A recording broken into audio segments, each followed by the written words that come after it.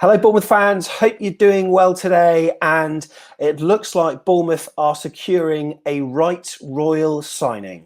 A number of journalists, including Mark McAdam, have mentioned that Rodrigo Riquelme is at the Vitality. There's still a little bit of a way to go in terms of a medical, but it looks like we could be getting a season-long loan deal for the Atletico Madrid youngster. What do we know about him?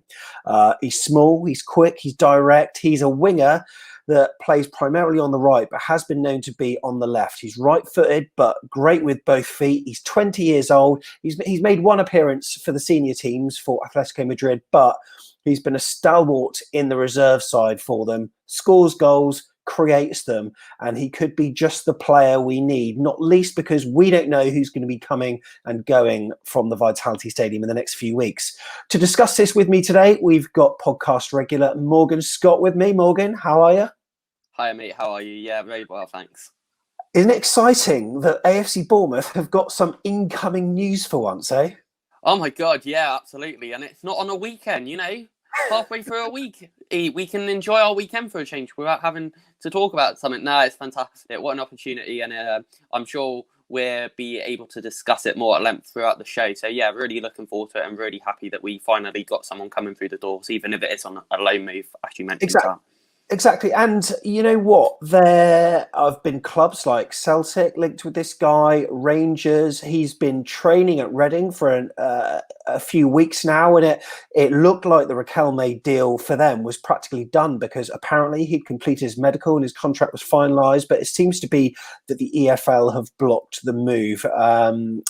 It's an interesting scenario, and a lot of Reading supporters are obviously very disappointed at the situation, but their loss is our gain. And what a useful signing it could be, not least it will add tremendous squad depth for the rest of this campaign, won't it?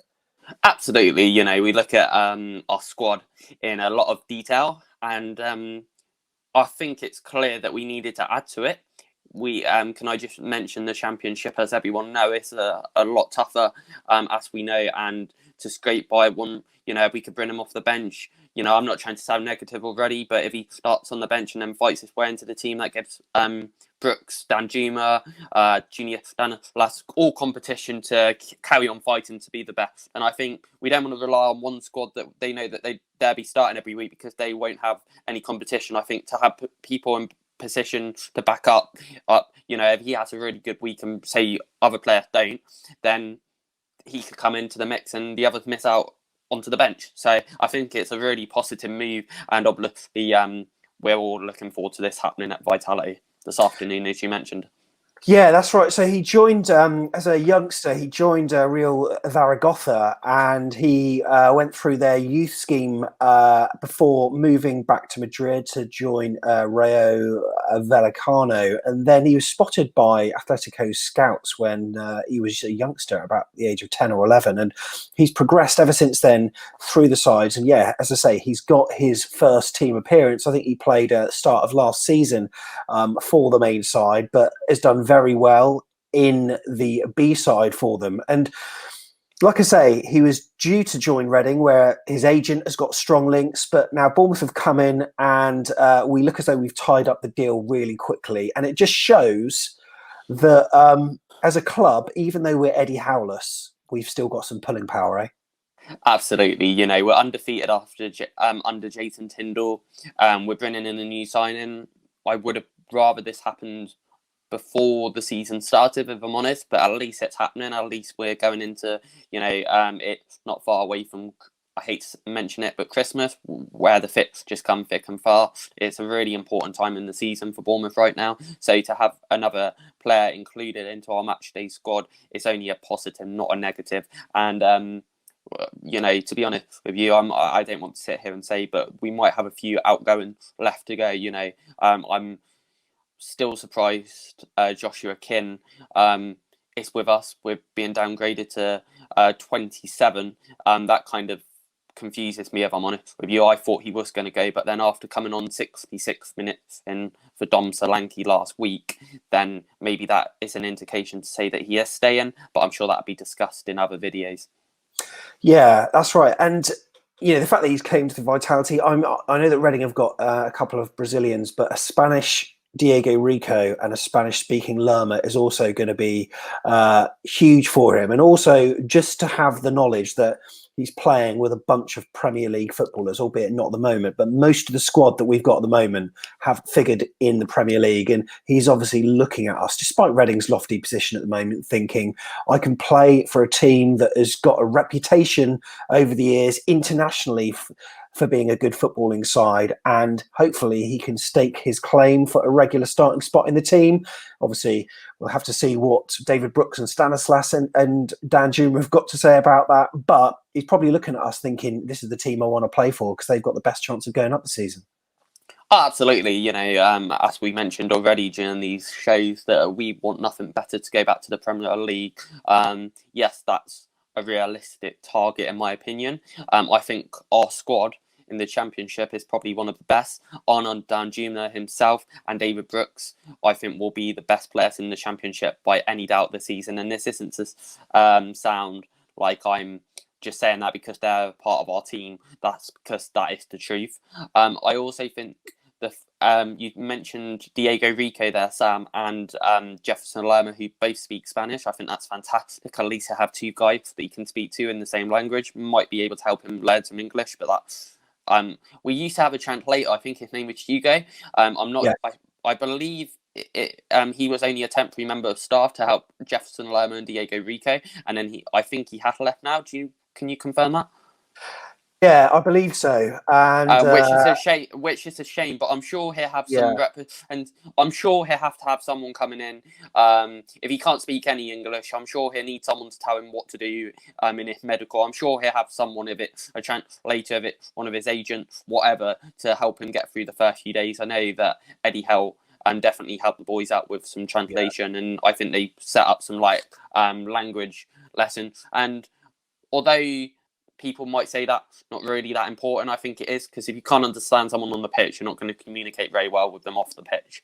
Oh yeah, completely. And I'm absolutely certain that man will be of big help. And apparently his English has been fairly good. But I noticed that recently, I don't know if you saw a 2-part interview on afcb.co.uk with Jefferson Lerma. He did an interview about how well he's actually settled into life in Bournemouth. But at the bottom, it did say, thank you to translator, and then the name. So he's obviously not been as good. And I think Chris Temple has alluded to it on a number of tweets that he hasn't picked up the language as quick as Rico has. But the fact that he's got 2 Spanish-speaking teammates that have Premier League experience, I'm sure they'll kind of mother him or father him somewhat in terms of how he does within the side. And really looking forward to seeing this guy in action. So, we obviously want to know a little bit about him, as a player. What kind of player he is, for example. Well, lots of flicks. He's good on his right foot. He's good on his left foot. He primarily plays on the right wing, but what we did before with players like Mark Pugh, we put them on the left so that they could whip the ball in with their right. And, Richie was the other way around as well. We played him on the right, and so he could whip the ball in with his left. But he takes corners. Very good delivery from crosses. There are YouTube compilations that you can watch out there. Quick turn of pace, low centre of gravity. He's going to add a lot of balance, I think, with Dan Juma for sure. He's tricky. He's strong on the ball, but you've got to take into account that he is in these videos. You're watching him up against youngsters in Spain, so how much you can look into that, I don't know, but. As I say, he scored 8 goals and assisted 7 in the 41 games for Atletico's reserves. And he's a player that Diego Simeone remains a fan of. So it's great to have the depth, but let's be fair, he could just be a replacement for a player that could be leaving the club. We don't know, do we? No, to be honest with you, we're looking at people that are going to go. I would only say the people that come to mind, I hope anyway, this is just my opinion. I would say, firstly, Yasmir Begovic. I think although he's starting a load of games and we're kind of confused who is our first choice keeper, it's a bit confusing. But I think he might go due to the fact that he's on such high wages and stuff, and Bournemouth might not be able to afford that going forward. Dropping down, that's just a unfortunate thing that happened when you go to the EFL, and that's no disrespect to the EFL or anyone else watching this, but we all know that the finances, you get more when you are in the Premiership compared to the EFL. However, the only other one that I would think to be going, and this is just because of the coming into pre-season, being extended away to go on international duty and being downgraded to 27 after a season of going up to number 7, would be Joshua King. I just can't see how he's only coming on for maybe half an hour at the end of one game. You know, he's got injuries all of a sudden, injured when he's in Norway. It just seems like them two... they could be the only 2 players that I would think to be going. Sam, it'd be interesting to think what you think of the Josh King and the Asmir Begovic. Yeah, I think Asmir Begovic, I would love to. I mean, he done all right in the matches that he has played, I've got to say. And I think that he would be given the nod over Travers at the moment. And I don't know to the extent of Travers' injury after he pulled up in our win against Norwich. But we've got Will Dennis on standby, of course. Joshua King, he'll go. Yeah, it's just a matter of when rather than if. But as long as we've got him and he can play, and he's his own advert in the Championship. And I think even though he came on for 25 minutes or whatever it was, he was strong on the ball against Palace. And he's a player that I'm really keen on having for as long as we possibly can. But equally, I'd like to get as much money for him as possible rather than let him go on a free. And it's nice to see a player actually want to play for the side whilst there is all this conjecture about whether he's going to be at the club or not. I think David Brooks, for me as well, is a player that he could be on his way. We don't quite know yet. There are rumours and there are numbers that are being floated about between sort of 35 million and 50 million. There are clubs like Leicester that have been rumoured and Manchester United, and maybe signings like this perhaps pave the way for the club to maybe think twice if and when they get an offer. I think previously they would have probably been a bit resistant about it, but maybe if this Riquelme hits the ground running, maybe they'll be like, actually, yeah, Brooks, you can go. Maybe. I understand what you're saying, Sam. I completely agree with that in one way. I'm a massive lover of David Brooks. I haven't I haven't not said that on these shows. I think he's a really intelligent player, and I kind of look up to. He's a similar age to me, and although I'm not pro, I look up to the way that I move off the ball, and I learned quite a lot by watching David Brooks from Vitality on the TV or just by watching videos of him on YouTube. So I think it would be a shame if he did go, and I would be gutted. If we could get £50 million for the guy at his age, that's fantastic compared to what we signed him for. But I think going realistically, if we were going to lose one player, for me, it would be Josh King. And that's not to be rude to the guy. I just think that he's kind of got this attitude as I'm kind of too good for Bournemouth. And it's kind of a bit like, I don't know, it's just a bit of a sticky situation for the guy.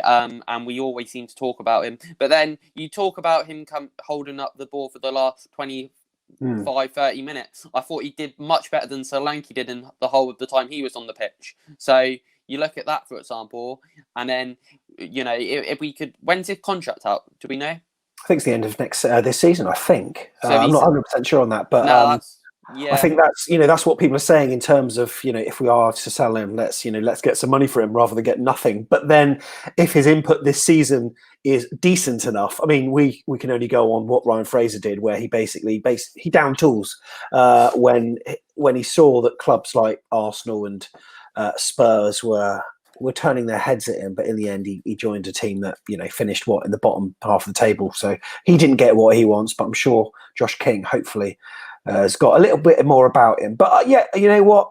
I think you're right with regards to Josh King. Now, I just want to flick this back to Riquelme as well, just to say that Mr. Eddie Howe left the club, wanted to leave a bricks and mortar legacy, but he's left a legacy in terms of the money that we've got for the players that have left the club. Nathan Ake, £41 million. Aaron Ramsdale has gone to the Premier League with Sheffield United. Callum Wilson, Ryan Fraser, they've gone to Newcastle. Josh King's being linked with all sorts of clubs, Man United, Torino. Brooks is being linked with United.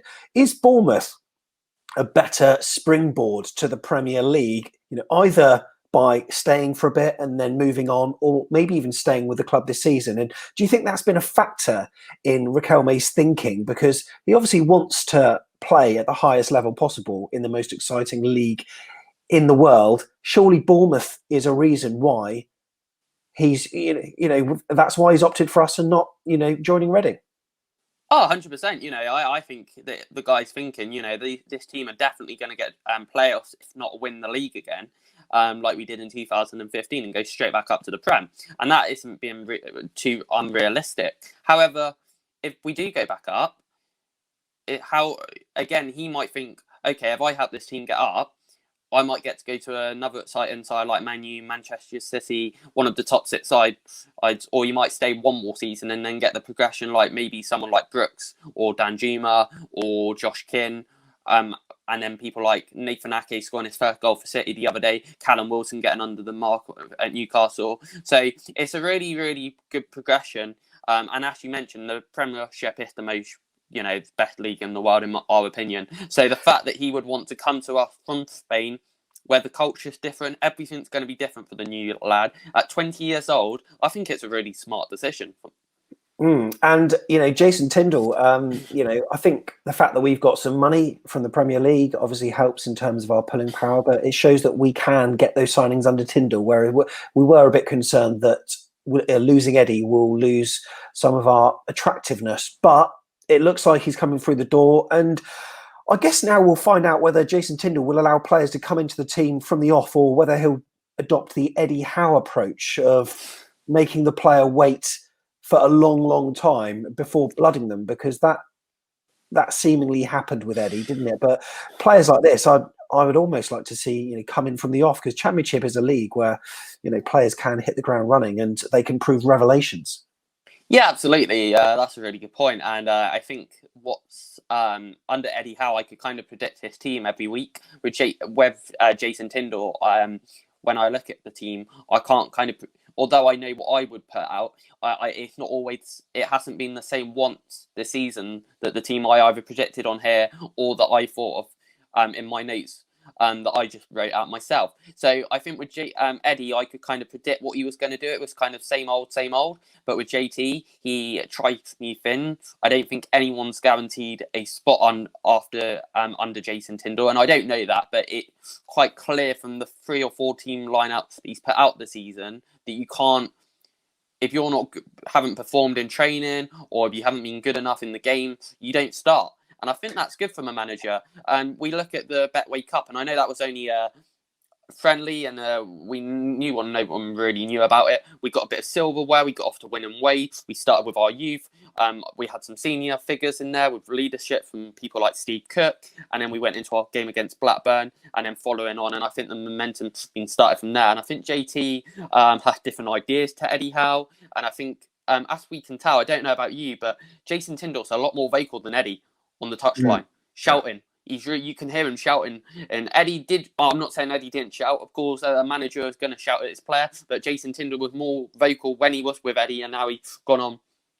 Yeah, I'm really intrigued about this player. But you know what? How excited should we be getting? Because should we be a little bit more chilled about it? Because I don't want to mention any names. Juana Turbe, because Juana Turbe was a player that joined and we were all excited. We were looking at his YouTube show reels and we were thinking, this guy's going to be amazing. He's going to tear up the league. And in the end, he didn't fit in. And he was a player that didn't really fit in with Eddie's style.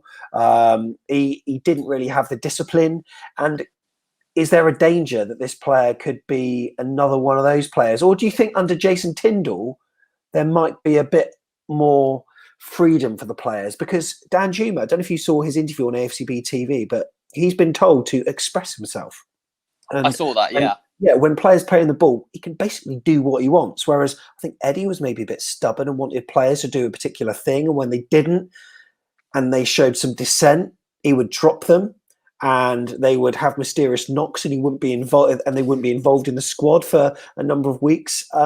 Maybe Jason Tindall's the right man to take on this guy. And, perhaps he can work wonders for us. And given the fact that we've got Stanislas, who is a player that seemingly is injury prone and that doesn't look like it's going to change, what a great option this guy's going to be. Yeah, absolutely. We talk about our squad and we need some depth. And I think we lost we lost the three guys who spoke about: Nathan Ake, Aaron Ramsdale, Callum Wilson, and Josh, and Ryan Fraser. And then we now got to invest. I still think we need maybe two players to come in, but the fact that we got some breaking news this afternoon from journalists saying that we have got a right Spanish, that's always a good thing. Spanish players are very, very good quality. They're all very, very technically good. You look at people like David Silva, who we've been watching for the last 10 years in the Premier League. And the fact that he's only 20 years old, that's not given us a year or two. That's given us another 10, maybe 15 years of if he does want to stay that long at the club. So now it's really, really exciting. You mentioned it's only a loan move, though. Is that an option to buy, do you know? Or is that is that a season-long loan rather than a half to January? Do we know any more details? I mean, the fact that according to Transfer Market, his value is around £2 million.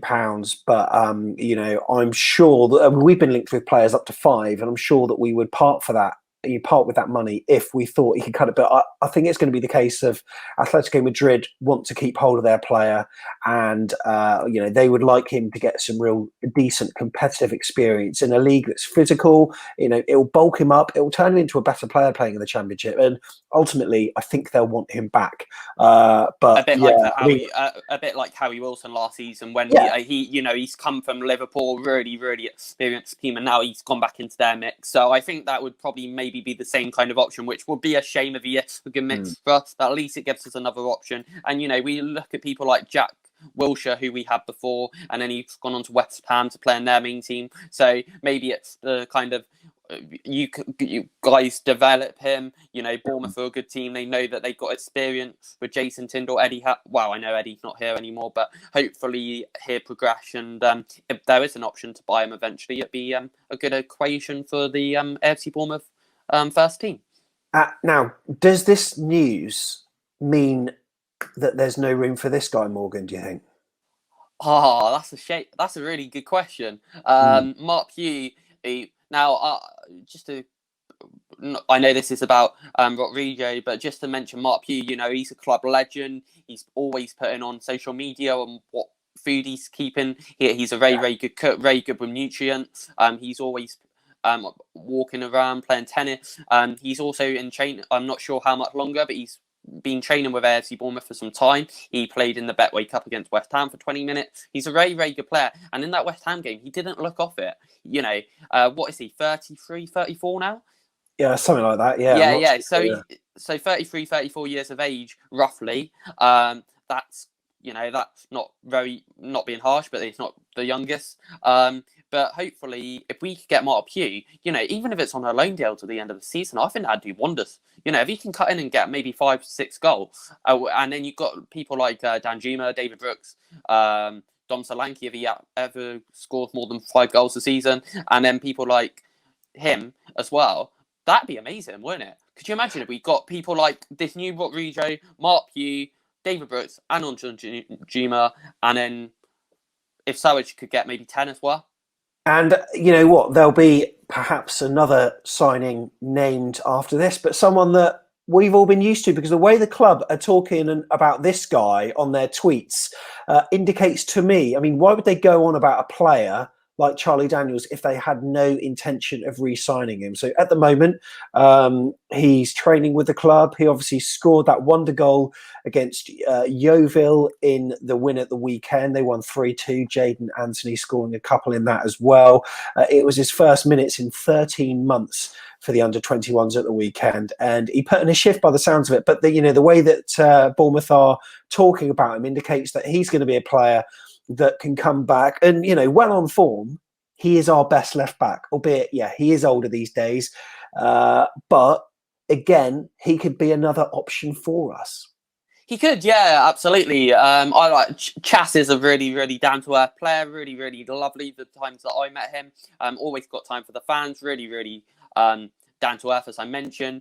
And, yes, okay, he's not going to be our first choice. I think that's proven with people like Diego Rico or even Smudge in the left out of position. I know he likes to play on the right side of the fullback, but then with Stacey, we put him on the left, and then with Rico as well. I can't see him getting many minutes, if I'm honest, and that isn't to sound horrible, but his age, he is injury bound. I don't want him, to be honest with you, the fact that he's come back from this and he's back in training is remarkable at his age, because I thought this was going to define his career, and that would be the end of Charlie Daniels, if I'm honest, because he's had so many, and the older you get, it's not easy to get back to full fitness. It happened to Simon Francis, even Andrew Sermon had a few. So I think to have him in the squad just for one reason alone would be his leadership. This player is one of a few now at AFC Bournemouth. We talk about a restructure of the team with experience. I think him and Steve Cook are the people in the dressing room that will the most vocal now with the leadership and the experience. Because, we lost a hell of a lot of players. Simon Francis, Andrew Sermon. So the fact, if we can get Charlie to stay, although I don't see him getting many minutes, would be very, very beneficial for the leadership and that reason alone. Yeah. And it'll be good for the dressing room as well to have some senior figures in there like Charlie that can lead by example. And it'll be good for him to be combining maybe on the left flank or the right flank, depending on where he plays, for Rodrigo Riquelme, who I must emphasise has not officially signed yet, but he's at the Vitality. There's still a little way to go, as Mark McAdam says, until a deal is agreed, including medical that's probably being completed right now. However, Jason Tindall is close to his first signing, and it could be an exciting one, considering that we've beaten off a number of other clubs to his signature, one of which was Reading. We can call this a right royal scoop. That is Rodrigo Riquelme, and looking forward to seeing him on Wallpaper Wednesday very soon for AFC Bournemouth. Morgan Scott, thank you very much for joining me this afternoon. Thanks very much indeed. Up the Cherries. Up the Cherries, and we will see you in the next video, and of course it'll all be focused on Coventry City. Up the Cherries.